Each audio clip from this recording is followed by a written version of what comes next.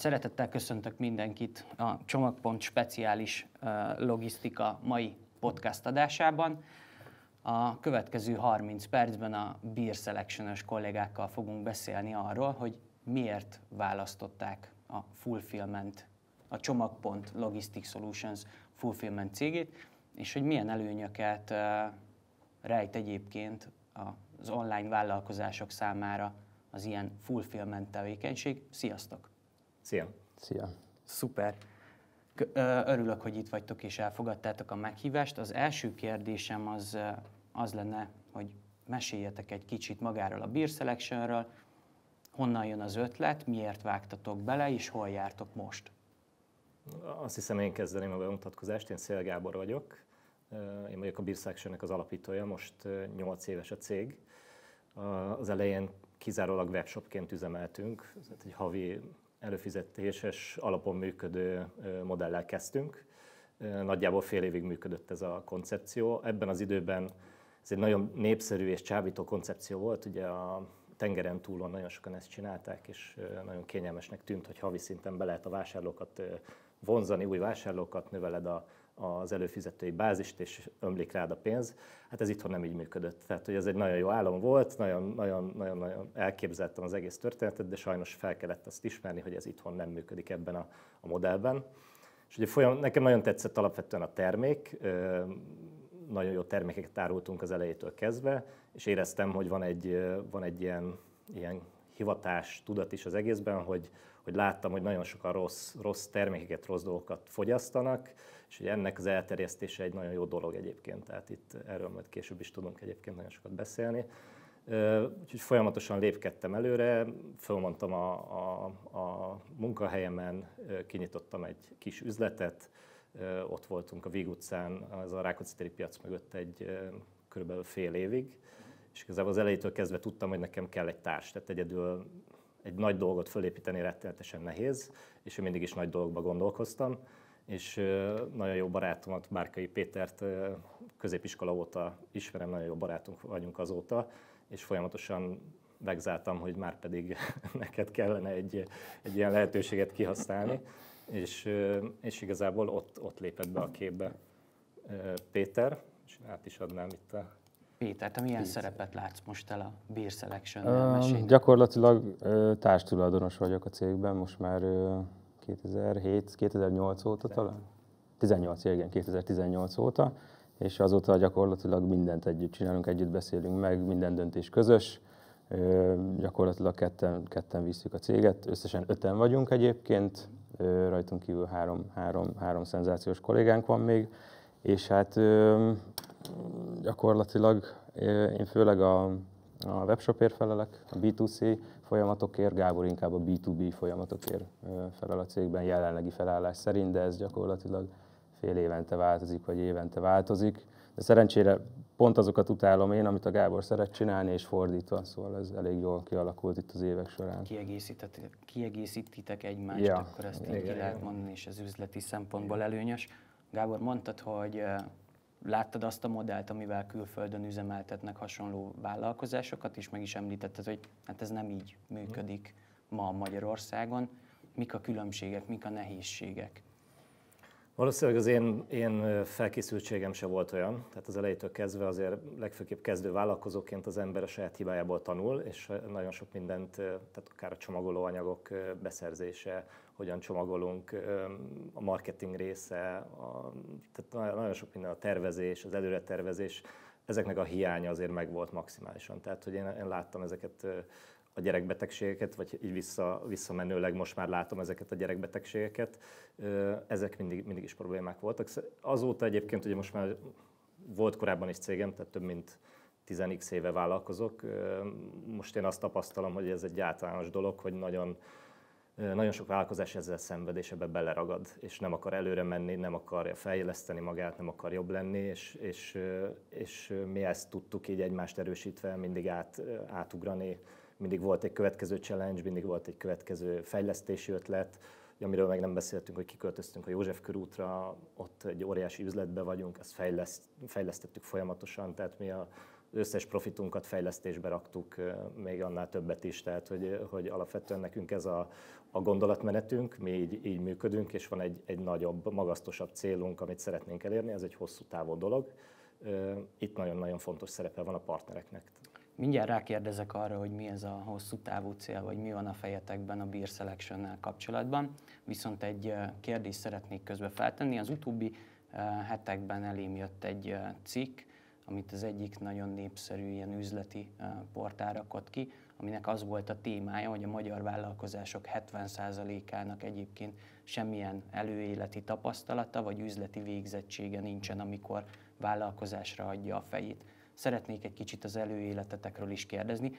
Ti rendelkeztek egyébként valamilyen üzleti iskolával, beletanultatok ebbe, vagy igazából a tapasztalattal rakódott rátok az, ami kell ahhoz, hogy sikeresen lehessen ma Magyarországon egy vállalkozást üzemeltetni?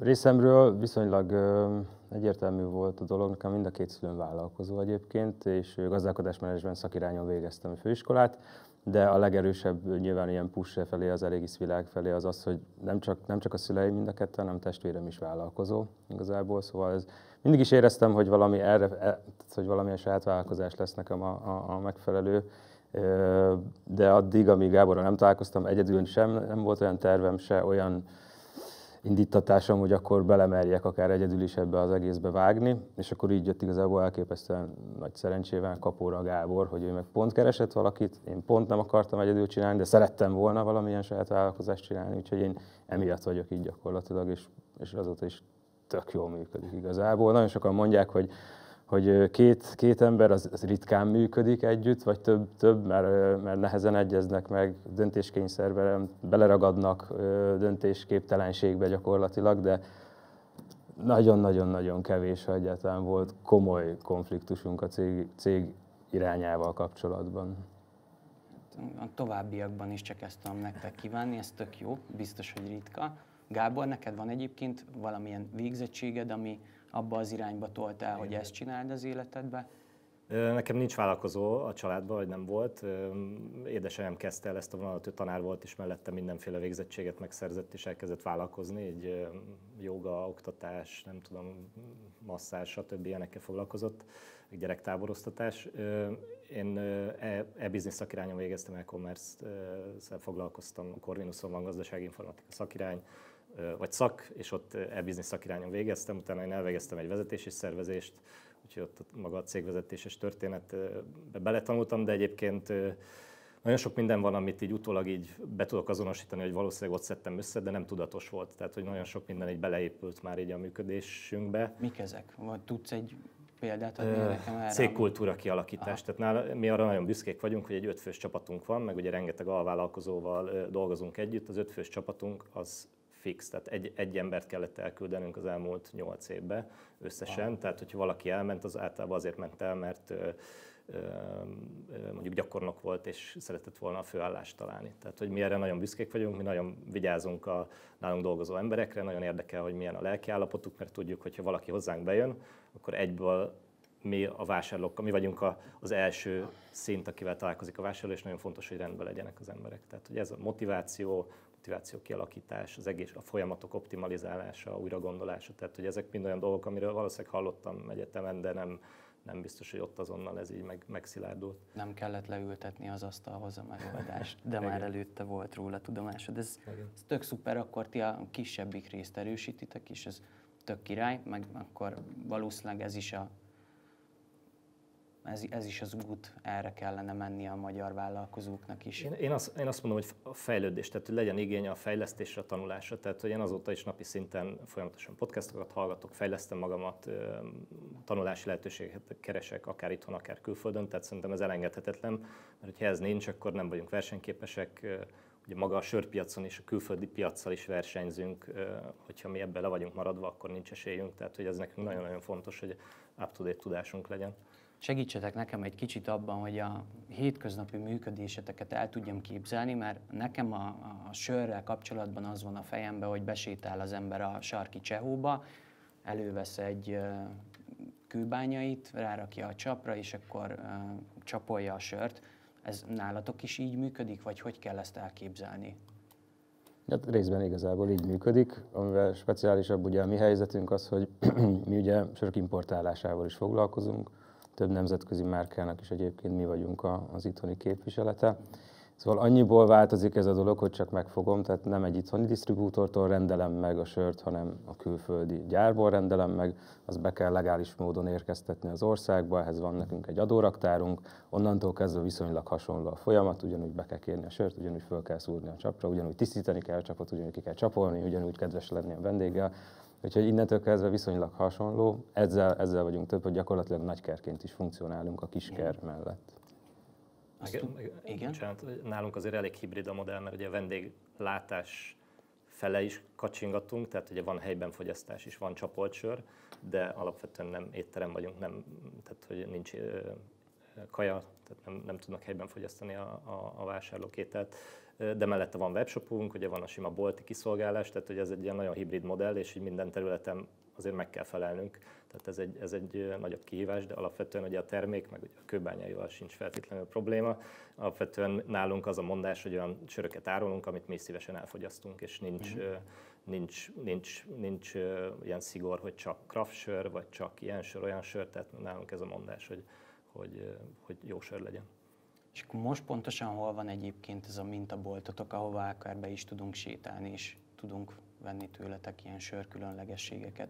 Most jelenleg egy üzletünk van a József körút 22-24 szám alatt, ez a Blaha és a Rákóczi tér között található pont félúton.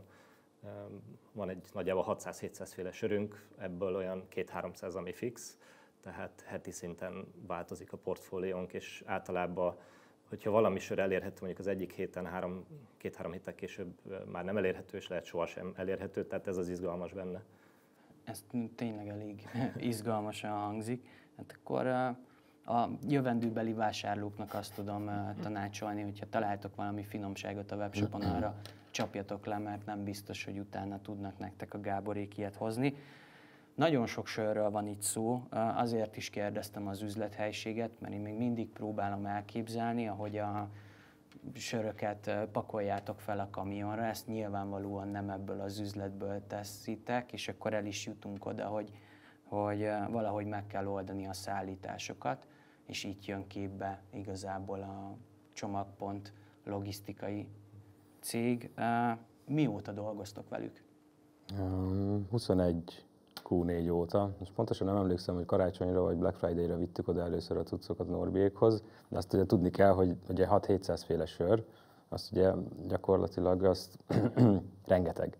Számukra teljesen értelmezhetetlen dologról volt szó, mindegyik más címkével van, hogy egy sörön gyakorlatilag egy betű a különbség, és ezeken a sörökön gyakran nincsen vonalkód sem, tehát hogy itt elképesztően sok kihívás volt. Én emlékszem mai napig, amikor oda mentem a Csomagpontosok, Norbival találkoztam, és mondtam neki, hogy lát, most Black Friday jön 2 nap múlva, előtte pakoltuk be az összes cuccokat, és mondtam, hogy biztos vagy benne, hogy ezt így bízzam ide. Azóta is ugyanez van, és tényleg azóta is megoldanak minden gyakorlatilag. Ezt keresik a vállalkozók egyébként, nem a abszolút, tehát hogy én 3-4-szer is visszakérdeztem különböző napokon, hogy biztos Norbi, ne csúsztassuk Black Friday után, nem, megoldották.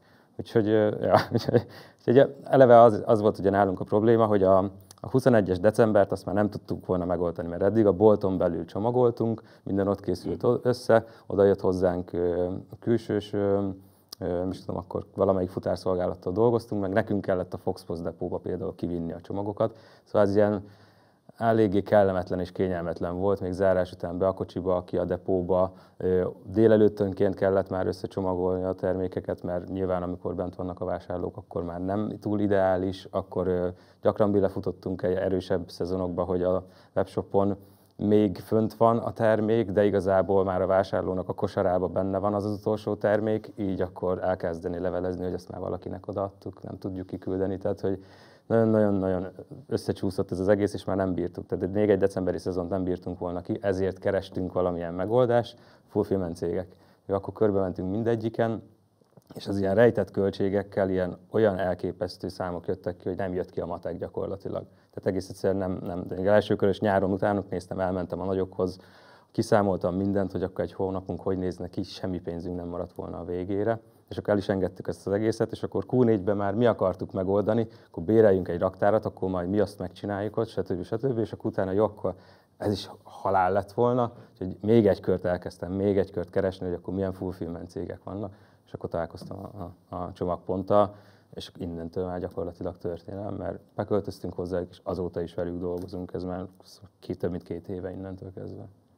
Mi fontos egyébként nektek egy fulfillment cégben, amikor mondjuk a partnereket kerested, mik voltak azok a szűrők, aminek mindenképp meg kellett felelni, hogy egyáltalán gondolkodásba vegyétek, hogy velük partneri szerződéseket kössetek? A legfontosabb igazából, hogy ugyanazt a minőséget, amit mi fölépítettünk az évek alatt, ugyanazt a pontosságot, ugyanazt a sebességet, ugyanazt a kiszolgálási szintet tartsuk. Az volt igazából, mert azzal mi elégedettek voltunk, azt fejlesztettük, az jó volt, azt a szintet akartuk megtalálni, hogy azt valaki biztosítja. Hogyha azt már valaki megcsinálja nekünk, úgyhogy nem a botból kell kiszolgálnunk ezt az egészet, akkor mi már elégedettek leszünk. Úgyhogy ez volt igazából a cél, hogy egy ilyen céget találjunk. Ja, és úgy csinálják meg, hogy közben nem ég el az összes profitunk. Igen, hát mondjuk ez nem egy utolsó dolog, hogyha marad valami a zsebetekben, mert a végén mi meg nem tudunk különleges söröket venni, úgyhogy örülünk, hogy megtaláltátok a Csomagpontot, ez tök jó.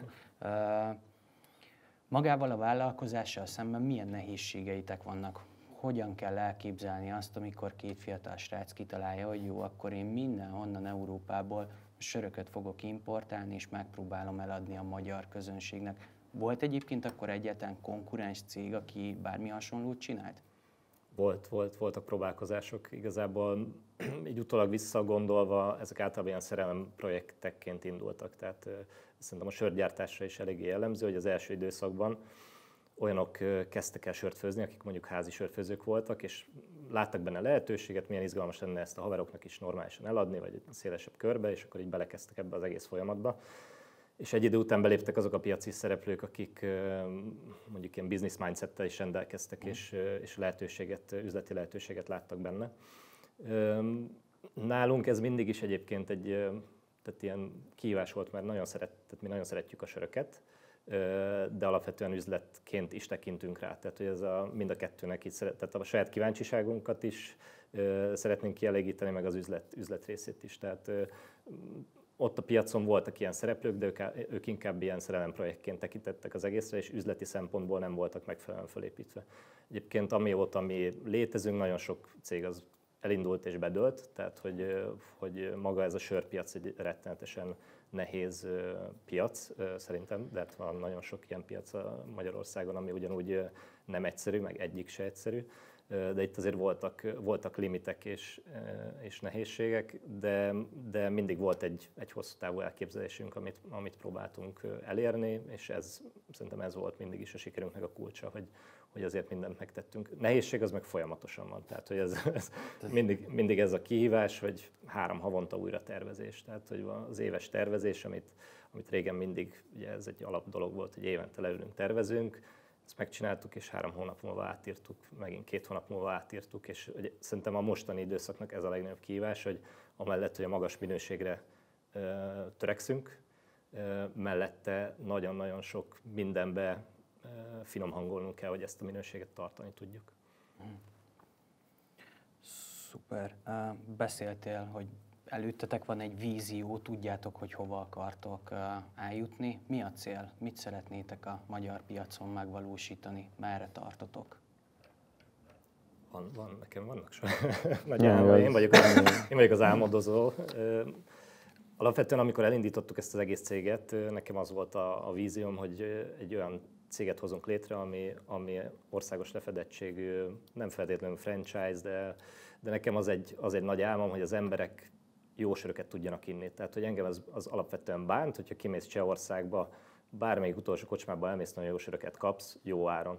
Kimész Németországba, ugyanez. És hogy itthon is meg lehetne ezt valósítani, hogyha az emberek igényelnék ezt a minőséget, és látnák, hogy egyébként nem olyan óriási ráfizetéssel minőséget is lehet inni. Tehát most a mi portfóliónkban is vannak olyan termékek, amik teljesen jó áron elérhetőek, tehát most ugye annyira elszálltak ezek a bármilyen sörös árak is, hogy kis plusz 100-200 forint különbséggel már nagyon jó söröket tudunk adni. És nekünk ez egy ilyen nagy álmunk és tervünk, hogy szélesítsük ezt a kört, aki ezeket a söröket fogyasztja, és hogy minőséget fogyasszunk, és ez minden eszközbe vetve. Tehát akkor egyszerre igényt is próbáltok teremteni, és ezzel együtt növekedni. Vannak ötletek vagy gondolatok azzal kapcsolatban, hogy hogyan lehet eltolni a magyar piacot abba az irányba, hogy inkább minőséget fogyasszanak, mint mennyiséget? Mert azért gondolom a mennyiséggel alapvetően itt Magyarországon nincsen baj. Van, hát ugye a legnehezebb itt ezzel, mivel nyilván úgymond élelmiszerről van szó, addig, amíg nem kóstolja meg valaki, hogy mi is a különbség egy kisüzemi meg egy nagyüzemi között, vagy egy gyengébb minőségű és egy jó minőségű sör között, addig nem is tud igazából róla, hogy mekkora különbségről is van szó. Igazából ez a legnehezebb, hogy ezt online térben nem tudod átadni, és ehhez mindenképpen személyes kapcsolat kell, be kell jönni, rá kell beszélni, hogy kóstolja meg, kóstolja össze. És onnantól kezdve már sokkal egyszerűbb dolgod van, mert ha tényleg egy olyan sört raksz le elé, akkor érezni fogja azt, hogy aha, jó, most már tényleg érzem, hogy mi a különbség, vagy mekkora a különbség. Szuper. Akkor gondolom abban azért, mivel eljutni a címekre segít a csomagpont, gondolom jó néhány előny származik ebből. Ki tudnátok nekem emelni néhány olyan dolgot, amin érezhető a hatása, hogy a csomagponttal dolgoztak együtt? Persze, a legkézzelfekvő, vagy a leglátványosabb az gyakorlatilag a csomagküldési díjak. Azok jóval, mivel ugye több céget tömörít ugye a csomagpont is, ezért így jóval kedvezőbb árakat tudnak kiharcolni az egyes futárcégeknél. Ez ugye azonnal látva. Tehát ezt tehát eddig 2500 forintért tudták kiküldeni egy csomagot, most 1800-ért, vagy még alatta, nyilván súlyfüggő ez a dolog, de hogy ez azonnal látványos. Amire még emlékszem, hogy mi nagyon szenvedtünk, az az, hogyha valamilyen amorf alakú sörünk van, csomagunk van, stb., hogy azt nem bírtuk igazából kiküldeni, mert nincsen olyan dobozunk. Most csak azért nem csináltatunk egy dobozt, hogy azt az egy terméket ki tudjam küldeni. Ilyen problémánk már nincsen, ugye, amióta velük dolgozunk, mert nekik van. Tehát, hogy ők mindent össze tudnak csomagolni, mindennel gyakorlatilag, tehát, hogy ez soha nem volt probléma. Amit én még nagyon szeretek az együttműködésben, hogy ugye az Andrásék nagyon hasonló korosztályban vannak, és ezért ilyen mini mastermind csoportunk is van gyakorlatilag, ilyen havi egyszer-kétszer felhívjuk egymást, és tudom, hogy ő neki van tapasztalata valamivel, akkor meg tudom vele beszélni, hogy akkor ők hogy csinálják, mi hogy csináljuk, ilyen beállítást, hogy kell megcsinálni a webshopon, ezt ők hogy csinálják, és akkor az alapján mi is el tudunk indulni, vagy akár teljes mértékben ugyanazt a funkciót, vagy ugyanazt a működést átvenni tőlük. Rengeteget spórolva a saját időnkön, attól nem beszélve, hogy a minőségben is ez azonnal ugye látszódik, hogy valami király dolgot át tudunk venni. Egyébként valamilyen speciális körülményt kell biztosítani ahhoz, hogy sört szállíthasson az ember? Szabályozás szinten nincs ilyen. Tehát alapvetően a mi szempontunkból fontos, hogy olyan állapotba érkezzen meg a sör, amiben mi elképzeljük.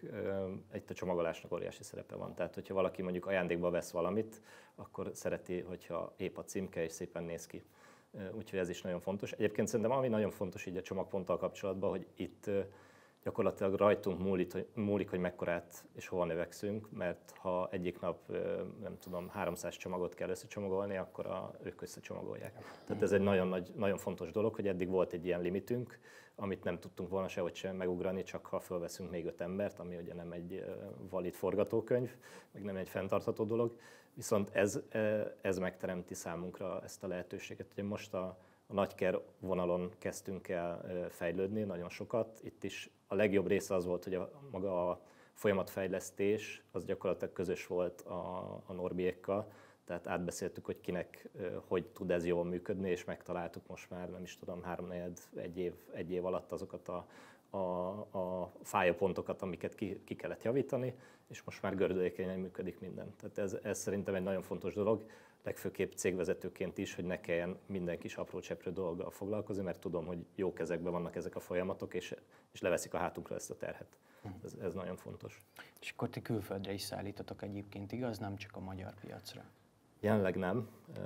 Alapvetően külföldre maximum cégeknek, de elsősorban mi most a hazai piacra fókuszálunk. Jó. Említettétek, hogy nyilván webshopon keresztül kezdtétek az értékesítést még 2016-ban. Azt én személyesen tudom, hogy a Csomagpontnak van ilyen szolgáltatása. Ezen a téren működtök egyébként együtt? Webshop üzemeltetés, marketing, bármi hasonló? Alapvetően, amit elmondtam gyakorlatilag, tehát hogy így konkrétan szerződés szerint nincsen közöttünk ilyen viszony, de bármikor, amikor följön az Andrisékat, akkor tudnak segíteni ilyesmiben, igen. Akkor ezt gondolom a Mastermind kis belső gyakorlatilag inkább oda tenném ezt a dolgot, igen. Egyébként volt több olyan üzleti kapcsolat, amit remélem, hogy mi is tudtunk segíteni nekik, de ők például nekünk ajánlottak olyan partnert, akivel azóta együtt is tudunk dolgozni, például a marketing területen, úgyhogy ez egy működő dolog. Jó, tehát akkor összességében igazából a Csomagpontnak is köszönhetően jobbak lettek valószínűleg az értékesítési számaitok, és ugyanolyan hatékonyan szállítotok ki, vagy még jobban, mint előtte, ami egy virágzó kapcsolatnak tűnik. Ti kiemelnétek nekem mondjuk 3 olyan pontot, ahol konkrét eredmény és tapasztalat mutatja, hogy megéri velük együtt dolgozni? Szerintem ami látványos az, hogy a többi területet el tudtunk kezdeni foglalkozni jobban. Tehát, hogy ez az online szekciót, ezt ők viszik, ez működik, és nekünk ezzel nem igazán kell napi szinten foglalkozni, és így marad energiánk mással foglalkozni. Tehát, hogyha mondjuk valaki bejön az üzletünkbe, mondjuk aki 3 éve volt először, és most bejönne, akkor óriási változást látna, és ezt csak azért tudjuk megcsinálni, mert van időnk ezzel foglalkozni.